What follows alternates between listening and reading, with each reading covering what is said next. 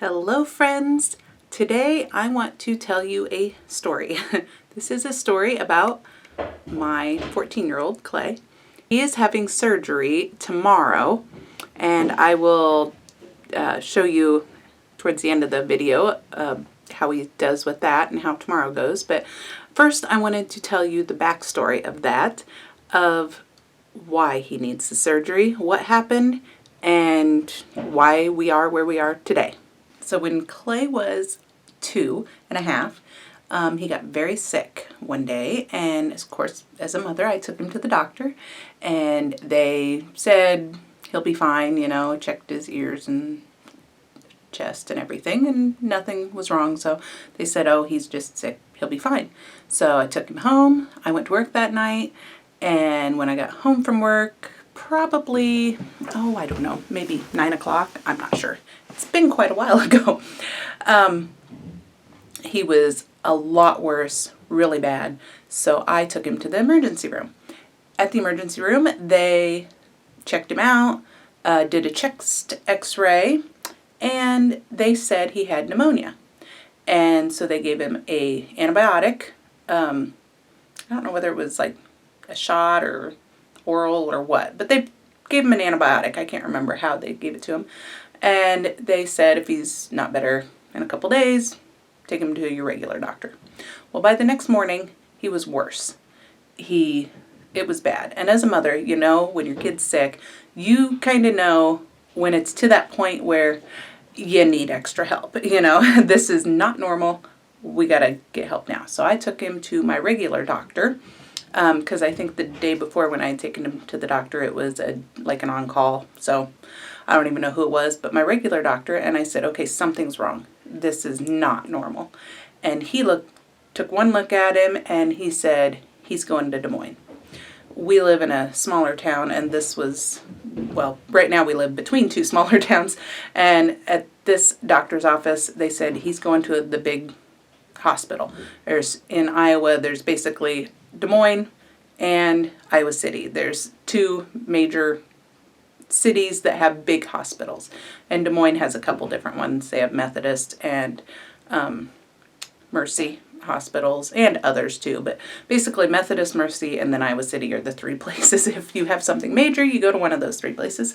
And so we went to Blank Children's Hospital, which is attached to, I think, Mercy, Methodist, I can't remember, Methodist, I think. And so we went there. They got him put in a room, and it just so happens, God works in mysterious ways, that this orthopedic surgeon was there and heard somebody talking about this boy that came in, and they don't know what's wrong with him. And so he looked at his, because they had done like x-rays and stuff of his body and stuff, and he looked at him in one thought and said, this kid needs surgery. He did not have pneumonia. That doctor that told me that, he not fond of that doctor. Completely wrong. He had infection in his leg. He had gotten a scrape in his knee, and through that scrape, staph infection can come in anywhere in your body, actually, I've learned. And at least that was our theory. We don't know exactly why, but he got staph infection in his bone, in his left femur. And so he had to have emergency surgery. They got the staph infection out. They put him a PICC line in with antibiotics going straight into his heart for, they said him 6 weeks, I think is what they said that was going to be in. And he stayed in the hospital for a few days. He was doing much better because when he was sick, he couldn't even walk. So he actually had to learn to walk again because of the infection in his leg. He wasn't able to walk for like a week. After that leg that got the surgery grew longer than the other one. It stimulated the growth, and it started growing longer. And we've been checking it for the last, 12 years. Not quite 12 years, but a little over 12 years, because he's 15 now. He's not 14, he's 15. Oh, anyway. Kids grow up too fast. We've been checking it every year, and 1.5 years ago, he had plates put in that knee on either side to stop the growth, and this will allowed it to the other leg to catch up in growth. Because if we didn't do that, he would possibly have like a back issues and stuff as he gets older because he's off balance, his gait is, and so we didn't want him to have prolonged problems in the future, so we wanted to take care of it now. So he had that surgery a year and a half ago, put the plates in, it did not go well. I mean, the surgery went fine, but he ended up with infection afterwards, and it was a big ordeal. But anyway, he healed up after about 2 months of that, and he's been doing good, other than the seizure issue that popped up, which is another issue with him. The poor kid. He's gone through a lot in his life. So anyway, that brings us to today. Tomorrow, he's having surgery to remove the plates in his knee. We are so excited for this because this means a new chapter in his life is starting, to where we are done with the leg issues. He will be pretty close to normal. He's just a hair off. The doctor, orthopedic doctor, said actually he's probably closer than a normal person is. So everybody can be off just a hair. So he's doing great. So this will start a new chapter. And the picture I inserted in there to show you was of Clay the day he got his PICC line out, the antibiotics out. He actually didn't have it in 6 weeks because after about 4 weeks, he decided to pull it out. Woke up to blood. But it was okay because no big deal. He just started oral. It had been long enough, so he was fine. But so now starts our adventure to get the plates out. And we're off. How do you feel, Clay? Excited. Tired? Yeah. It's early, and he hasn't had any food or drink, so yeah. You can see the frost on the windows. We did not start the car early enough, so we're in a cold car and have to wait a minute before we leave. But we are off to drive to West Des Moines to get his plates out.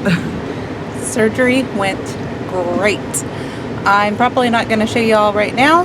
I'm just sitting in the car warming it up so I can pick him up and take him home. But he's cold after surgery, you know. I think a lot of people are. And so I'm warming up the car so I can get him. So I will show you all when we get home. And yeah, what is looks like. He did really good. And oh, I will show you that. Where'd it go?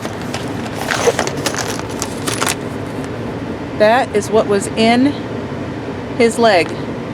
7 screws, 7.5 screws and 2 plates, because one of the screws broke.